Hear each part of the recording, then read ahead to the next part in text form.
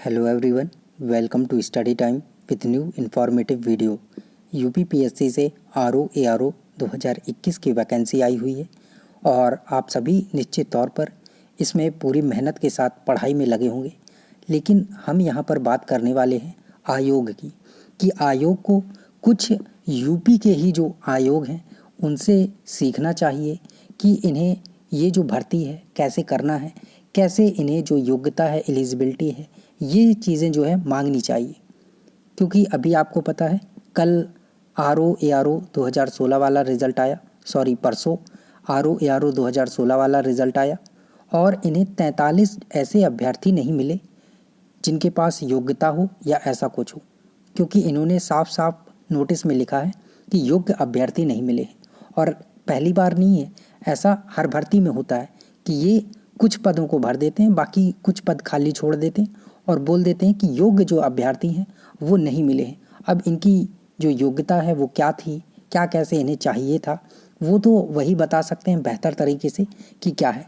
लेकिन हम यहाँ पर बात करने वाले हैं यूपीपीएससी आरओ एआरओ की। तो आपको पता है कि आरओ के लिए सिंपल ग्रेजुएशन लगता है, कोई बात नहीं है। एआरओ के लिए ये मांगते हैं ओ लेवल, और इसके साथ अगर या फिर आपके पास ओ लेवल नहीं है तो इसके समकक्ष अगर आपके पास कोई डिग्री या डिप्लोमा है तो भी ये मान लेते हैं, ऐसा ये बोलते हैं। लेकिन ये सिर्फ मानते हैं पीजीडीसीए को, इसके अलावा किसी भी उच्च डिग्री को, डिप्लोमा को नहीं मानते हैं ओ लेवल के समकक्ष। तो इन्हें कुछ सीखने की ज़रूरत है, जो कि यूपी में ही भर्ती आती है। ऐसा नहीं कि किसी अन्य राज्य में है, यूपी की ही सरकारी नौकरी की जो भर्ती है उसमें ही ओ लेवल के समकक्ष जो अन्य डिग्रियां दी गई हैं, तो कम से कम उनसे सीख लीजिए, उनसे देख लीजिए कि जब वो मान रहे हैं तो आप भी तो मान ही सकते हैं।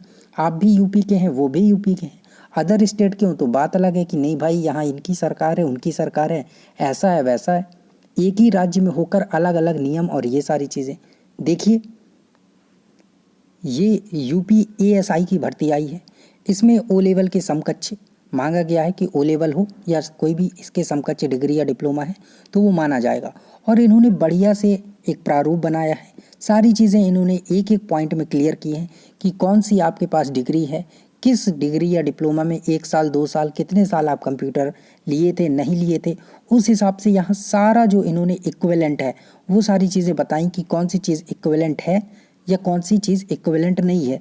देखिए, लाइन से ऐसा नहीं कि एक दो चीज़ बता दी है कि ये हो जाएगा वो हो जाएगा, एक एक पॉइंट को करके एक एक सारी चीज़ें इन्होंने क्लियर कर दी है कि ये चीज़ है और ये चीज़ नहीं है। अगर आपके पास ऐसी कोई डिग्री या डिप्लोमा है तो आप वैलिड हैं, मतलब आप योग्य हैं, उसके ओ लेवल के समकक्ष माना जाएगा, और अगर नहीं है तो नहीं माना जाएगा। और इन्होंने यहाँ ये ऐसे करके 24 पॉइंट जो हैं वो दिए हुए हैं। 24 पॉइंट में हर एक डिग्री या डिप्लोमा के बारे में सीधा सीधा साफ साफ बता दिया कि ये है ये नहीं है। इग्नू से किया है, कहाँ से किया है, पीजीडी से किया है, ओ लेवल किया है, क्या किया है, पीसीएम से किया, क्या किया है, बीएससी किया, जो भी किया है सब बता दिया है कि ओ लेवल के समकक्ष है या नहीं है। सारी चीज़ें क्लियर कर दी हैं। तो आयोग को भी ऐसा ही कुछ करना चाहिए। आप या तो साफ साफ बता दीजिए कि नहीं, हम समकक्ष में केवल पीजीडीसीए को मानेंगे। आप मानते केवल उसी को ही हैं तो मान भी लीजिए कि हाँ, हम इसी बस को मानते हैं और किसी को मानते नहीं हैं। आप लिख समकक्ष देते हैं, बाकी किसी को मानते ही नहीं है। तो या तो आप ऐसे करके एक सीख लीजिए, इन्हीं से सीख लीजिए। यूपी की ही भर्ती है, कोई बाहर की नहीं है, यूपी एएसआई की भर्ती है। और कितने बढ़िया तरीके से सारी चीज़ें बताई हैं कि ओ लेवल के समकक्ष किसे माना जाएगा, किसे नहीं माना जाएगा। तो आयोग को थोड़ा विचार करना चाहिए। आयोग में जो अध्यक्ष जी हैं, खैर अब तो इनका कार्यकाल पूरा होने ही वाला है, ये तो जाने ही वाले हैं। लेकिन जो नए आने वाले हैं तो उनसे मेरी उम्मीद यही होगी कि वो थोड़ा इस विषय पर ध्यान दे दें कि विद्यार्थी इतना परेशान होते रहते हैं ये सारी चीज़ों को लेकर। तो या तो नोटिफिकेशन में साफ साफ बता दें आप कि हम समकक्ष वमकक्ष कुछ नहीं होता है, सिर्फ ओ लेवल और पीजीडीसीए मान रहे हैं, या फिर आप क्लियर कर दीजिए कि हम इनको मानेंगे, इनको नहीं मानेंगे। और जब ये आप ही यूपी के राज्य में ही ये सब इन चीज़ों को ओ लेवल के समकक्ष माना जा रहा है तो आप क्यों नहीं मान रहे?